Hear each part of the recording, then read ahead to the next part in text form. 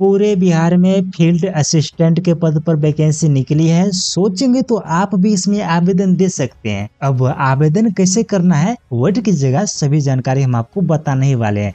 सबसे पहले आप ये देखिए कि कब से अप्लाई होना स्टार्ट है। 25/4/2025 से ये स्टार्ट हो जाएगी। 21/5/2025 फॉर्म अप्लाई करने की लास्ट डेट है, अंतिम तिथि है। और इसके लिए एजुकेशनल क्वालिफिकेशन आप देख सकते हैं कि किसी भी मान्यता प्राप्त विश्वविद्यालय से कृषि डिप्लोमा किया होना चाहिए या फिर आईएससी। अब आईएससी का क्या मतलब, यहाँ पर बहुत से लोग आईएससी का full form inter of science बता रहे हैं। और नीचे कैटेगरी वाइज कितनी वैकेंसी है आप यहाँ पर देख सकते हैं। अनरिजर्व में टोटल 79 पद पर वैकेंसी है, जिसमें कि 35% महिलाओं के लिए आरक्षण दिया गया है। 79 का 35% कितना होता है, तो जाहिर सी बात है 28 होती है। उसी तरह से अनुसूचित जाति में 35 वैकेंसी है, अनुसूचित जनजाति में 2 वैकेंसी है, अत्यंत पिछड़ा वर्ग में 37 वैकेंसी है, पिछड़ा वर्ग में 21 वैकेंसी है, पिछड़े वर्गों की महिलाएं इसमें 7 वैकेंसी है, आर्थिक रूप से कमजोर वर्ग में 20 वैकेंसी है। टोटल 201 पोस्ट पर ये वैकेंसी है, जिसमें 67 पद पर महिलाओं के लिए आरक्षण रखा गया है। अब चलिए जानते हैं इसके लिए उम्र सीमा क्या रिक्वायर्ड किया गया है।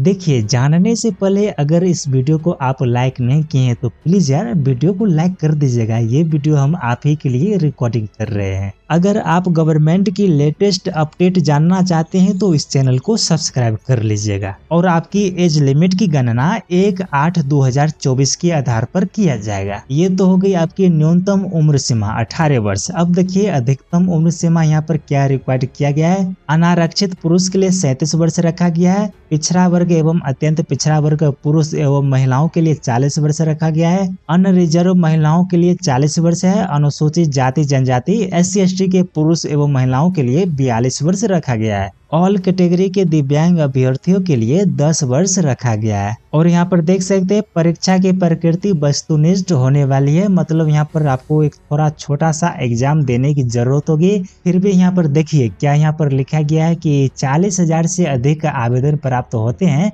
तो इस परिस्थिति में प्रारंभिक परीक्षा आयोजित किया जाएगा। चलिए मान लेते हैं कि ये एग्जाम पाने के लिए मुझे एग्जाम देना है, लेकिन इससे भी बड़ी बात ये है कि अधिक आवेदन प्राप्त होने पर प्रारंभिक परीक्षा 1 से अधिक चरणों में आयोजित की जाएगी, जो कि अभ्यर्थियों के लिए प्रॉब्लम खड़ी हो सकती है। और साथ ही साथ विभिन्न चरणों में परीक्षा आयोजित किए जाने की स्थिति में परीक्षा परिणाम सामान्यीकरण, देखिए सामान्यीकरण का दूसरा नाम नॉर्मलाइजेशन हो जाती है, तो इस बात को आप ध्यान में रखिएगा।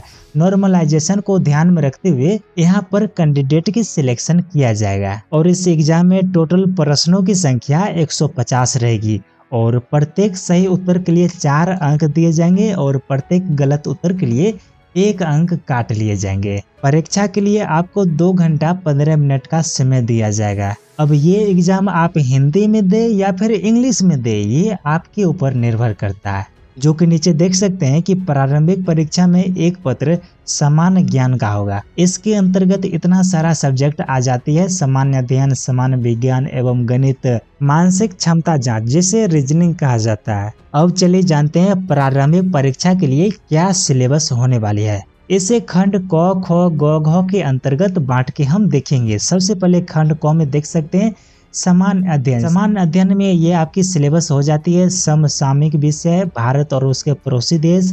खंड ख में सामान्य विज्ञान से प्रश्न रहेंगे, गणित में प्रश्न रहेंगे। देखिए सामान्य विज्ञान में फिजिक्स, केमिस्ट्री एंड बायोलॉजी, भूगोल से प्रश्न पूछे जाएंगे और साथ ही गणित से संख्या पद्धति से प्रश्न पूछे जाएंगे। पूर्ण संख्या, दशमलव, भिन्न, औसत, ब्याज, लाभ, हानि, जो भी है आप यहाँ पर देखिए। खंड ग मानसिक क्षमता जांच, मेंटल एबिलिटी रीजनिंग की यहाँ पर आपकी जांच किया जाएगा। और यहाँ पर देख सकते हैं क्वालिफाइंग मार्क कितनी होने वाली है। देखिए अनरिजर्व कैंडिडेट अगर 40% अंक लाते हैं तो वे पास हो जाएंगे, तो ये आपकी कैटेगरी के हिसाब से मिनिमम क्वालिफाइंग मार्क हो जाती है। अब चलिए जानते हैं परीक्षा शुल्क कितनी लगने वाली है। सामान्य वर्ग, पिछड़ा वर्ग, अत्यंत पिछड़ा वर्ग पुरुष के लिए 540 लगने वाली है। साथ ही देख सकते हैं SC/ST जो भी बिहार के मूल निवासी होंगे तो उन्हें 135 रुपये लगने वाली है। सभी श्रेणी के दिव्यांग वालों के लिए 135 रुपये रखा गया है। सभी श्रेणी की महिलाओं के लिए 135 रुपये रखा गया है, बशर्ते कि वे बिहार के मूल निवासी होंगे। अदर स्टेट के कैंडिडेट चाहे वे SC/ST के ही क्यों न हो तो उन्हें यहाँ पर आरक्षण नहीं दिया जाएगा